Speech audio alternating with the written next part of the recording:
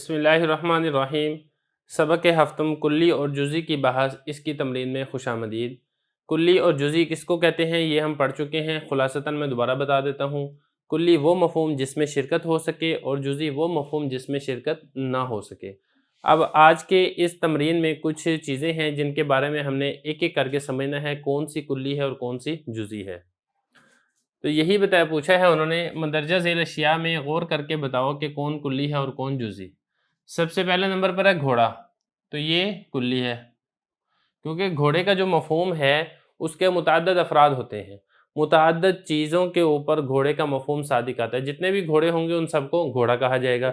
اسی طرح بکری، اب بکری یہ بھی کلی ہے، کیونکہ اس کلی کے بھی مختلف افراد ہیں جو کہ اس دنیا میں پائے جاتے ہیں، جن کے اوپر اس بکری کا مفہوم صادق آتا ہے۔ جو بھی بکری ہوگی ہم اس کو کہیں گے کہ بکری کے افراد ہیں، یا ہم اس کو یہ کہیں گے کہ یہ بکری کے اجزاء ہیں۔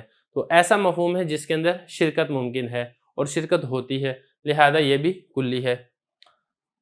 اور تیسرے نمبر پہ آپ دیکھیں میری بکری، یہ جزئی ہے، کیونکہ اس مفہوم میں شرکت نہیں ہے۔ دنیا کی ہر بکری کو میری بکری نہیں کہا جائے گا، بلکہ وہ خاص بکری جو کہ میری بکری ہے اسی کے اوپر میری بکری کا اطلاق ہوگا، اسی کے اوپر میری بکری کا لفظ صادق آئے گا۔ تو اس کے مختلف اجزاء نہیں ہیں جس کے اوپر یہ مفہوم دلالت کرتا ہو، بلکہ اس کا ایک ہی مفہوم ہے، اس کی ایک ہی وہ ہے جس کے اندر مختلف اجزاء نہیں ہیں، تو یہ ہے جزئی۔ اسی طرح زید کا غلام، اب دیکھیں غلام تو کلی ہے کیونکہ اس کے مختلف افراد ہیں جس کے اوپر یہ مفہوم صادق آتا ہے، لیکن جب اس کی نسبت زید کی طرف ہو جائے گی تو دنیا کے سارے غلام اس سے نکل جائیں گے اور صرف زید کا وہ مخصوص غلام ہی رہ جائے گا جو کہ زید کا غلام ہے۔ تو زید کی طرف غلام کی نسبت کرنے سے یہ کلی نہ رہا بلکہ یہ جزئی بن گیا۔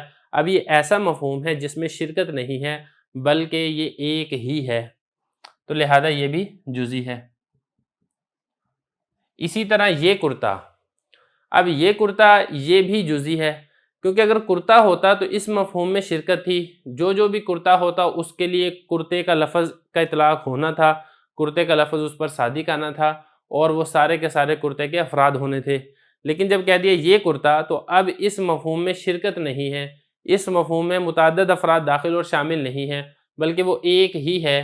جب ایک ہی ہے، اس کے اجزاء نہیں ہیں، تو ہم کہیں گے کہ یہ جزئی ہے۔ اسی طرح ستارہ جو آسمان پہ روشن چمکدار ہوتا ہے، چمکتا ہے رات کے وقت، اب یہ بھی کلی ہے، کیونکہ جو بھی آسمان کے اوپر روشن چمکنے والا ہوگا اس کے اوپر ستارے کا اطلاق کیا جائے گا۔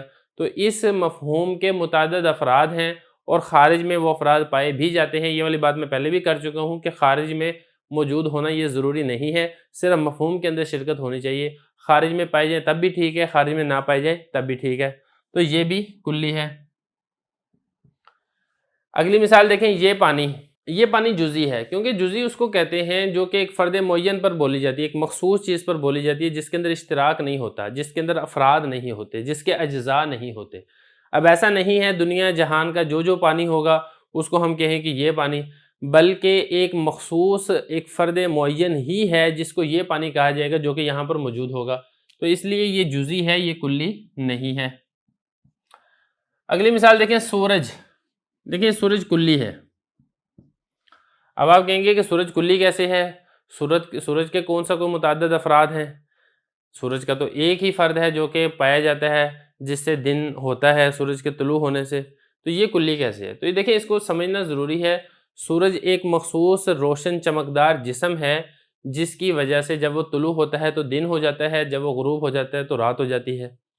یہ مفہوم کلی ہے کیونکہ اس مفہوم کے اندر اشتراک ممکن ہے، صرف امکان ہونا کافی ہے، بالفعل وجود ہونا یہ کوئی ضروری اور لازم نہیں ہے۔ دیکھیں اس مفہوم کے اندر شرکت ہو سکتی ہے۔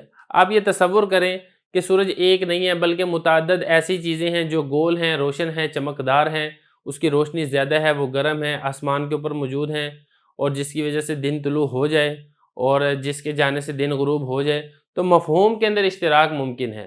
وہ الگ بات ہے کہ خارج کے اندر صرف ایک ہی وجود پایا جاتا ہے، تو یہ بات پہلے بھی گزر چکی ہے کہ خارج میں بحث نہیں ہے، خارج میں ایک پایا جائے یا سرے سے پایا ہی نہ جائے یا پھر ایک سے زیادہ پائے جائے، اس سے بحث نہیں ہے، بلکہ بحث ہوتی ہے مفہوم کے ساتھ کہ مفہوم کے اندر اشتراک ممکن ہے یا اشتراک ممکن نہیں ہے۔ تو سورج کے مفہوم کے اندر اشتراک ممکن ہے، اسی طرح چاند کے مفہوم کے اندر اشتراک ممکن ہے، اس لیے اس کو کلی کہا جائے گا۔ وہ الگ بات ہے کہ اس کلی کا صرف ایک ہی فرد ہے، اس کلی کا صرف ایک ہی جز ہے جو کہ خارج میں موجود ہے، تو اسی طرح یہ ہوگا کلی۔ اور اب آگے دیکھیں، یہ سورج یہ جزئی ہوگا، کیونکہ اب یہ ایک فرد معین کے اوپر دلالت کر رہا ہے، اس کا مفہوم ایک فرد معین ہے جس کے اجزاء نہیں ہیں، جس کے افراد نہیں ہیں، اس لیے اس کو کہا جائے گا جزئی۔ اسی طرح آسمان، اور یہ آسمان بھی ہے۔ آسمان وہ جو ہمارے اوپر موجود ہے، نیلے رنگ کا ہوتا ہے، پھیلا ہوا ہوتا ہے، اس کو آسمان کہا جاتا ہے۔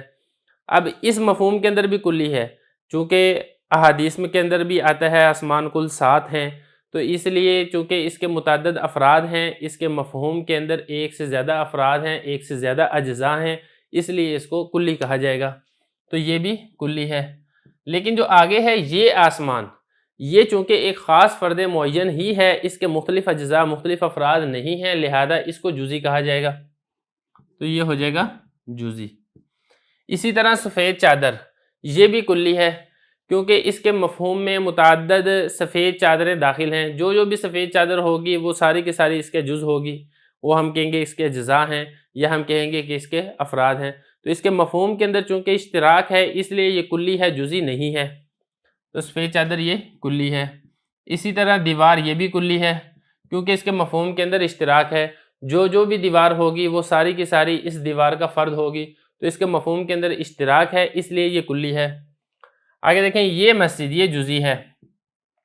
یہ جزئی اس لیے ہے کہ ایک فرد معین کے اوپر ہی دلالت کر رہی ہے، اس کے مختلف اجزاء نہیں ہیں، اس کے مختلف افراد نہیں ہیں۔ اسی طرح میرا قلم، یہ بھی جزئی ہے۔ یہ بھی جزئی کیوں ہے؟ کیونکہ ایک فرد معین پر ہی دلالت کر رہی ہے، مختلف افراد اور مختلف اجزاء نہیں ہیں۔ یہ جو کلی جزئی ہے یہ بالکل معرفہ اور نکرہ سے ملتی جلتی چیز ہے۔ جس طریقے سے معرفہ ایک فرد معین پر دلالت کرتا ہے، اسی طرح جزئی یہ بھی فرد معین پر دلالت کرتی ہے، اور جس طرح نکرہ کے اندر اشتراک ہوتا ہے بالکل اسی طرح کلی کے اندر بھی اشتراک ہوتا ہے۔